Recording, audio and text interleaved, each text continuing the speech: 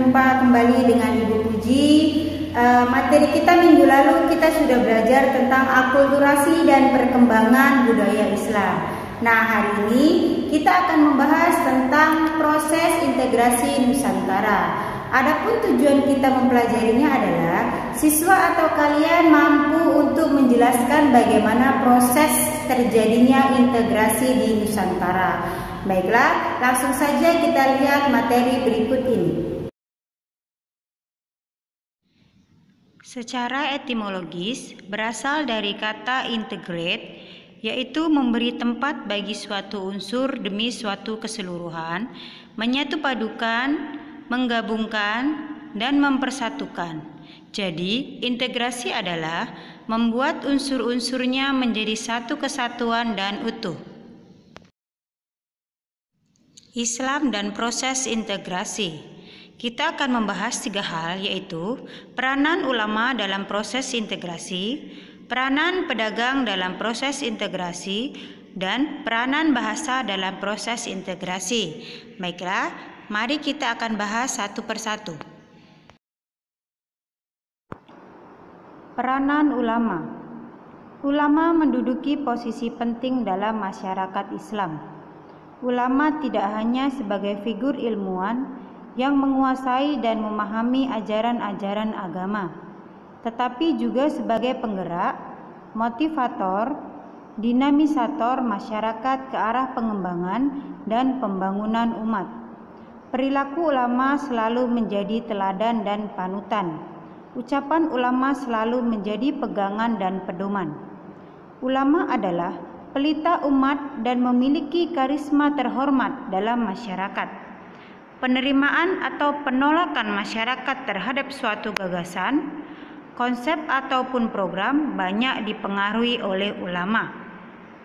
Peran ulama bukan hanya pada aspek ibadah saja, memberi fatwa atau berdoa saja, tetapi juga mencakup berbagai bidang politik, ekonomi, sosial, budaya, pendidikan, dan sebagainya, sesuai dengan komprehensivitas Islam tersebut. Membatasi peran ulama pada persoalan agama merupakan kekeliruan besar, karena hal itu dipandang sebagai a history, sebab dalam sejarah peran ulama sangat luas.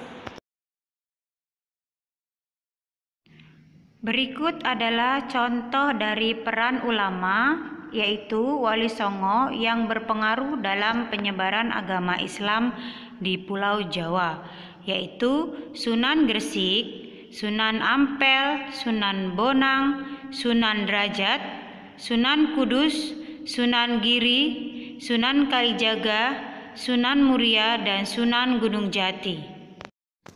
Peranan pedagang dalam proses integrasi. Pelayaran dan perdagangan antar pulau di kawasan Nusantara memiliki peranan penting dalam proses integrasi bangsa Indonesia.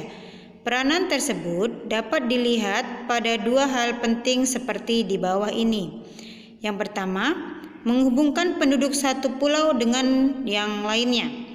Dalam pelayaran dan perdagangan, laut memegang peranan yang sangat penting. Laut digunakan sebagai jalan bebas hambatan yang bisa digunakan oleh penduduk pulau manapun. 2. Proses pencampuran dan penyebaran budaya satu daerah terhadap daerah lainnya.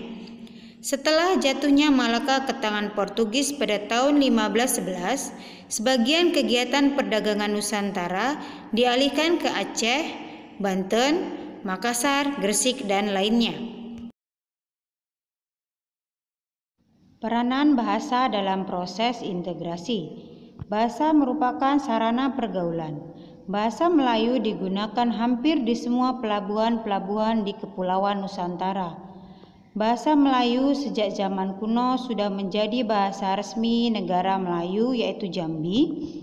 Pada masa Kerajaan Sriwijaya, bahasa Melayu dijadikan bahasa resmi dan bahasa ilmu pengetahuan. Hal ini dapat dilihat dalam Prasasti Kedukan Bukit, Prasasti Talang Tuo, Prasasti Kota Kapur, dan Prasasti Karang Berahi. Para pedagang di daerah-daerah sebelah timur Nusantara juga menggunakan bahasa Melayu sebagai bahasa pengantar. Dengan demikian, berkembanglah bahasa Melayu ke seluruh kepulauan Nusantara. Bahasa memiliki peran yang strategis dalam proses integrasi. Kita tahu bahwa Kepulauan Indonesia terdiri atas beribu-ribu pulau yang dihuni oleh aneka ragam suku bangsa.